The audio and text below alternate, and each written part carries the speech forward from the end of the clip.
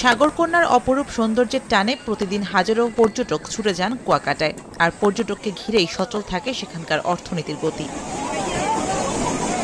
সাগরকন্যাকে নতুন করে সাজাতে 2023-24 অর্থবছরে কুয়াকাটা সমুদ্রের পাশে নান্দনিক সৈকত সড়ক নির্মাণের প্রকল্প হাতে নেওয়া হয়, যেখানে হোটেল সি ভিউ থেকে ঝাউবন পর্যন্ত 1300 মিটার সৈকত সড়ক নির্মাণের জন্য ব্যয় ধরা হয় 4,75,00,000 টাকা।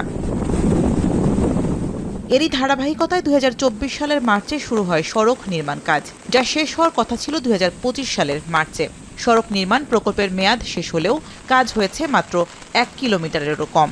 এদিকে যে 1 কিলোমিটার সড়ক নির্মাণ করা হয়েছে, উদ্বোধনের আগেই তার বেশিরভাগ জায়গা ধসে পড়েছে, যাতে পর্যটক চলাচল প্রায় বন্ধ হওয়ার উপক্রম। এমন গুরুত্বপূর্ণ প্রকল্প বাস্তবায়নের সময় টেকসই পরিকল্পনা এবং বিশেষজ্ঞ পরামর্শ ছাড়া কাজ করায় জনগণের কোটি টাকা ধ্বংস হয়েছে বলছেন পর্যটক ও ব্যবসায়ীরা। এই যে আমরা আসছি এইখানে যে ভাঙ্গা, বাচ্চাদের নিয়ে চলাচল করতে পারি না স্বাভাবিকভাবে। এখন মানুষ এসে দেখে যে নদীপাত ভাঙ্গা এবং পানি উঠে চলাচল করতে বিঘ্ন ঘটে।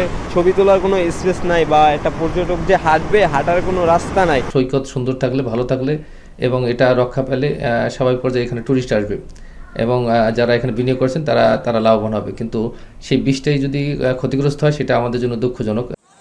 ভাঙনের কারণ হিসেবে পানি উন্নয়ন বোর্ড বলছে, জলবায়ু পরিবর্তনের ফলে সৈকতের বালু ক্ষয়, জোয়ার এবং নিম্নচাপের ফলে সাগরের পানির উচ্চতা বৃদ্ধি আর সমীক্ষা ছাড়া প্রকল্প হাতে নেয় টেকানো যাচ্ছে না এই সড়কটি। এই অবস্থায় ভাঙনের কারণ খতিয়ে দেখতে 5 সদস্যের তদন্ত কমিটি গঠন করা হয়, যেখানে 1 সপ্তাহের মধ্যে প্রতিবেদন দাখিলের নির্দেশনা থাকলেও 1 মাস পেরিয়ে গেলেও তা আলোর মুখ দেখেনি। এ অবস্থায় সড়ক টিকিয়ে রাখা নিয়ে সংশয় তৈরি হয় প্রকল্পটি বন্ধের সুপারিশ করেছে কর্তৃপক্ষ।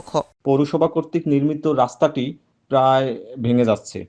এরই প্রেক্ষিতে আমাদের ঊর্ধ্বতন কর্তৃপক্ষের নির্দেশে আমরা জরুরি কাজ বাস্তবায়ন করতে যাচ্ছি। এটা জিও ব্যাগ ও জিও টিউব দিয়ে শুরু করেছি আমরা। তো এটা শেষ হলে আশা করা যায় আপাতত ভাঙনের হাত থেকে রক্ষা পাওয়া যাবে। যেহেতু প্রোটেকশন ব্যতীত কুয়াকাটার মতো একটি ভাঙনপ্রবণ বিচে এই সিদ্ধান্তটি সম্পূর্ণ অযৌক্তিক ছিল, তাই আমরা এই রাস্তাটির নির্মাণ কার্য হেল্ড আপ করার জন্য প্রকল্প পরিচালক বরাবর আমাদের একটি চিঠি প্রেরণ করব এবং আমাদের ডিসি স্যারকে এই তদন্ত প্রতিবেদনটি আমরা প্রেরণ করব। টেন্ডার হয়েছিল, সেই টেন্ডারের ওয়ার্ক অর্ডার দেওয়ার পরে ফিজিক্যাল প্রোগ্রেস কতটুকু হয়েছে, ফাইন্যান্সিয়াল প্রোগ্রেস কতটুকু হয়েছে, সেই প্রোগ্রেসের মধ্যে কতটুকু পেমেন্ট দেওয়া হয়েছে, প্রোগ্রেস অনুযায়ী হয়েছে কিনা, এই তথ্যগুলো যদি সে আমাকে প্রোভাইড করে, তখন আমরা ওই যে আপনি যেটা বলছেন যারা এই কাজ করেছে, কোনো ফিজিবিলিটি সার্ভিসারাই করেছে, সেই বিষয়ে আমরা পরবর্তীতে সিদ্ধান্ত নিব। কুয়াকাটা পৌরসভার অধীনে 1300 মিটার দীর্ঘ এই সড়ক নির্মাণের প্রকল্প নেওয়া হয় ইম্পর্টেন্ট আরবান ইনফ্রাস্ট্রাকচার 2 প্রকল্পের অধীনে, যার কাজ পায় ঠিকাদার প্রতিষ্ঠান মোল্লা ট্রেডার্স, আরবান ট্রেডার্স ও SM ট্রেডার্স। সরকারি পট পরিবর্তনের পর যাদের বেশিরভাগই কাজ বাদ দিয়ে গা ঢাকা দেয়। এখন কুয়াকাটা।